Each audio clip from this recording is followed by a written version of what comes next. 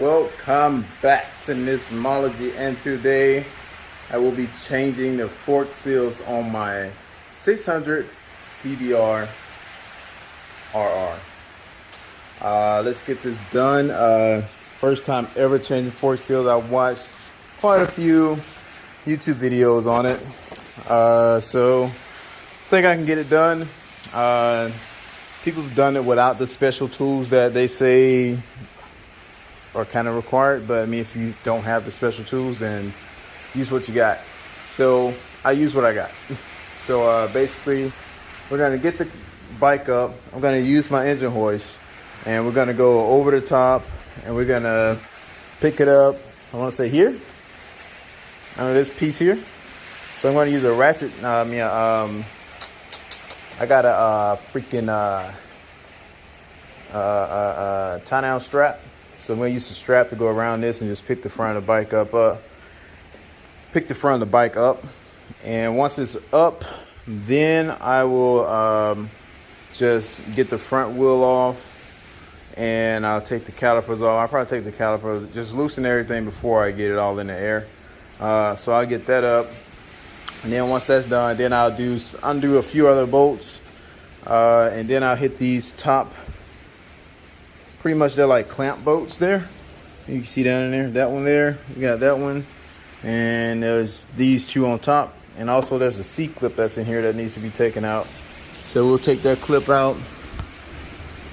And once that's out, the fork should slide straight down from the bottom. So probably need like, let's see. I mean, yeah, I don't know how much room to measure exactly. So I'm just gonna raise the bike up high enough for her to get it out, and we'll go from there. I'll do that. I got my rear brakes in, still waiting on the front ones, and I don't even have to take the front fairings off. Like, all that can stay on. I just need to get my hand down there and take those bolts loose and get the front wheel off, and then slide out the fork, and then we go to town on changing that thing in the inside, the seal. I already got the seal oil. Thanks to Ian for giving me the recommendation to go like, don't go with the regular oil, go with like a 15 weight. Because of my weight on this bike, I am 210-ish pounds. So kind of want a higher weight oil to be filling that space. All right, got this on here. Gonna do a quick test. Go upper, make sure everything's level or whatever. I just got it going through the bottom of here. If you can't see, just in case, it goes right in between that horn and there. So just gonna do a quick pickup just to make sure everything's steady, nothing's crazy, and the bike's not gonna do any like falling over and stuff and shit like that. You know what I'm talking about? You know what I'm talking about? Let's take a step back. You see there? That's what I got. So what I'll do is I'll brace the back wheel. I'll chalk it, make sure it doesn't move or anything crazy. But I'll do that, and then we'll start getting this thing taken off. All right, as you can see here, right there. Well, you can see all there where it's been leaking. There, leaking. So, yeah, the fork has been not doing what it's supposed to be doing. And sealing. Damn it. I wish it didn't have to do this, but it is what it is. It's maintenance, especially on a bike. So we'll get that done. So what I'm gonna do now is take off the calipers. So these two bolts here, two 12 mils, take those off on each side, and then you'll take off your bolt here, and this is for your axle bolt. And just make sure everything's good. Inspect, once you take this stuff off, inspect it, make sure it's not like terrible condition. So I'm going to take these two out. You don't have to take them off, just loosen them. So just loosen them, and that will free up this space that's clamping, this clamping force that's on the axle. So it'll free up that space, the axle will slide out easily. So this clamping space, this clamping force is what I'm talking about. We also will have to loosen those that on here This is called a clamping force. Well, this is putting clamping force on your forks here. So we'll have 2 on each side, and then we have 2 more on top, which are here. So you loosen those 2, these 2. So got this one out. This is the right one. Gonna get the left one out, and we'll start breaking it down probably. And it's raining pretty good. Wind's blowing pretty good. Diesel, you good? You good? Yeah? Alright. Alright, wind is out there still howling away. So what I've done, taking the fork off, this is the left one, the one that was leaking. On the bottom of this one, there's a bolt. See it's in here. There it is. Get that out of there. Shit. So, have this in here. So what you do is you'll clean this out really good before putting it back, but it's like it's a freaking banjo bolt pretty much. So you tighten it down in there and sure that can adjust somehow, but I don't know for sure. But what I'm gonna do is now release all the fluid that's inside of this. So if I got to tilt it this way so the fluid doesn't flow out right now, but I'm going to show you guys pretty much. Kind of hear it just in there. So what I'm going to do now is squeeze this to get it all out. Get it all out of there. I don't know if this has ever been changed. Don't know for sure. Don't look like it. But right now I'm holding my phone, so it's hard for me to squeeze and show you guys what it is. So, oh crap. So we'll just kind of like do it now, like this.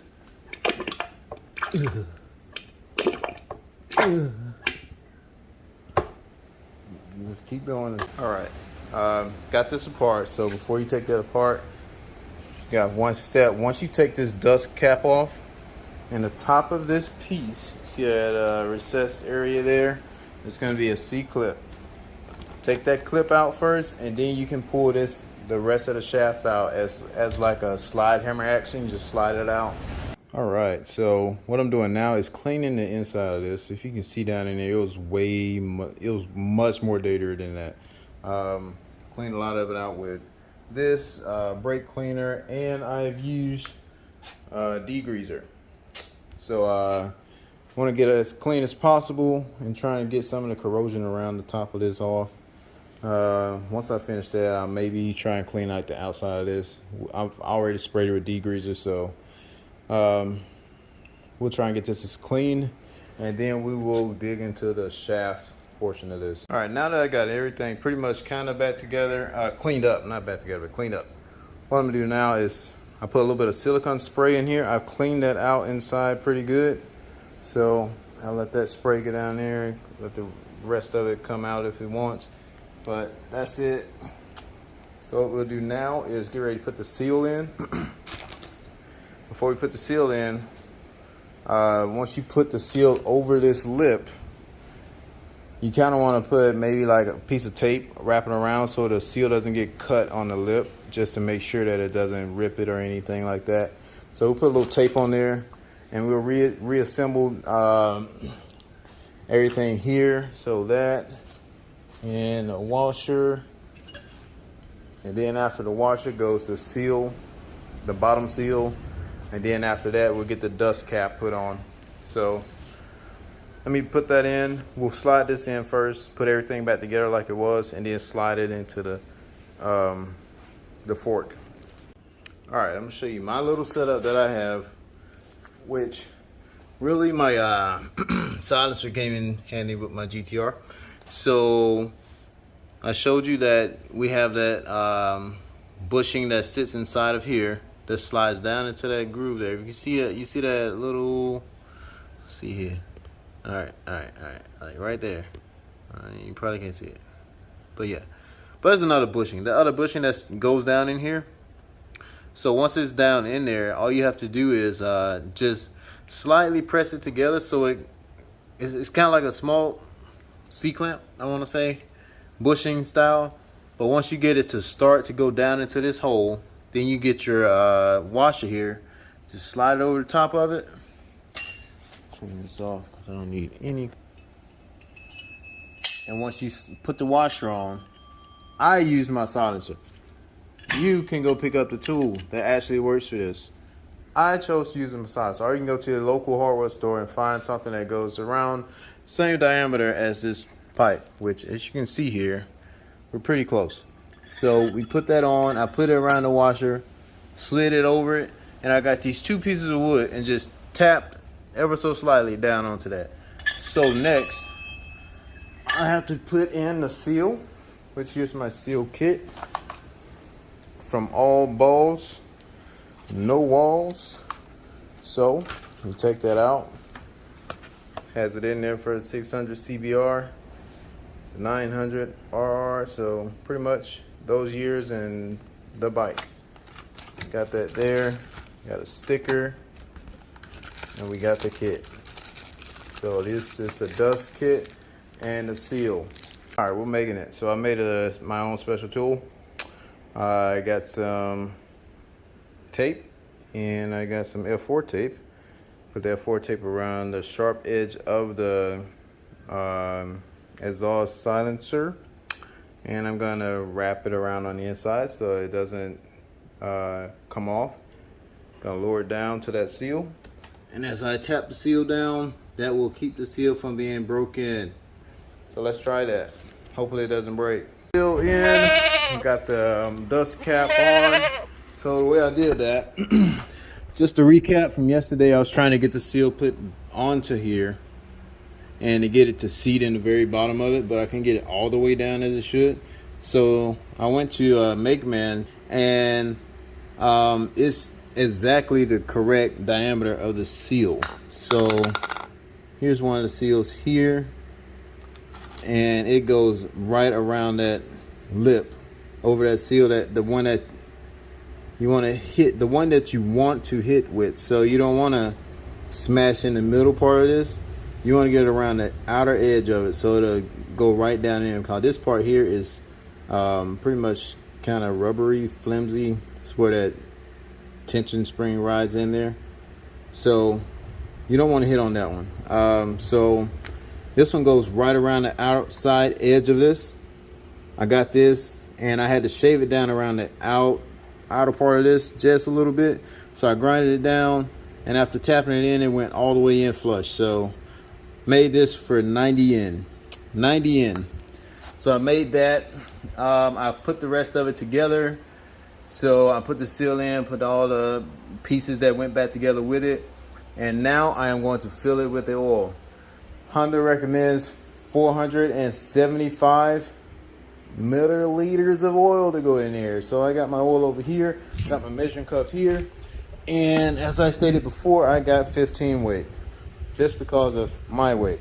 So it's a little bit heavier oil, which is good. So what we're gonna do is I'm gonna break this open and pour the oil in here and measure it out to 450 milliliters. So I'll do that, pour it in, and then I'll try and show you guys the bleeding process of after you put it in, because you want the oil to go inside that rod, and you want to bleed the oil out of it. So you want to make sure it's all like no air in there. So I pour the oil in 475 mil. So what I don't have the tool to thread onto that end. So what I'm gonna do is I'm gonna grab it with these pliers, go down there and grab it, and I'm gonna pick it up. And as I pick up, just gonna put the oil down in there. We're gonna try and bleed all the oil and air out of there.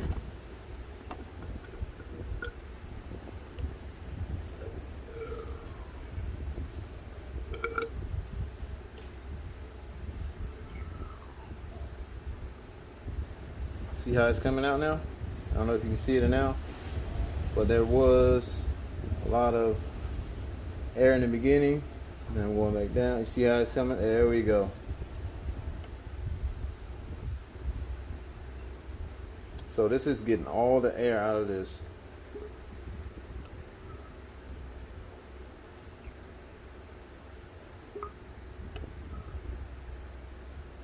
Ah, it feels, I can feel it.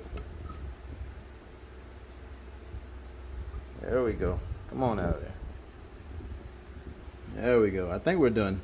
So once I get finished with this, I'll get this. I'll put all this back together. So I'll get the spring that's right there. I'll get the spacer and all that and put it back together, put it in. And this fork should be done. Then I start on this one. I just got to clean this one out. Once I clean it out, I'll do the whole process of that one on this one. So let's get this done so I can get this bike back going. Got a bike stand. The guy gave it to me for free. I really appreciate it. I was asking around on the page and he was like, yeah, I got one, you can have it. He was like, it's just taking up space in the garage. So shout out to him. So fun fact, I just found out that this is my buddy's Jason's old bike. So me and Jason were living back in Sanabe. We used to live in Sanabe together. Pretty much when we lived in Sanabe, it was like a lot of JDM cars over there. So we lived there, and he had this bike, and he moved back on base, I want to say, or off it. I think on base. And this rain is tripping, bro. Like, goodness. Like, you probably can't see it that well, but yeah, look at the wind. Look at how it's pushing that.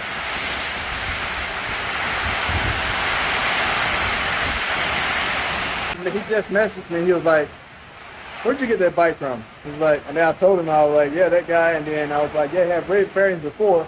He's like, yeah, that's my old bike. I was like, what? So it's crazy that he's gone, like, what, 3 years from now? 2 years ago, 2 or 3 years ago. And now I have his old bike. But yeah, that's just a fun fact about this. Apparently, well, he said that the shop in Naha, not apparently, he said the shop in Naha replaced the fuel tank, and also they replaced the pump that's inside. So pretty much it's like a new pump and new fuel tank. So I think I got a good deal out of it. I'm just replacing stuff that needs to be replaced anyway.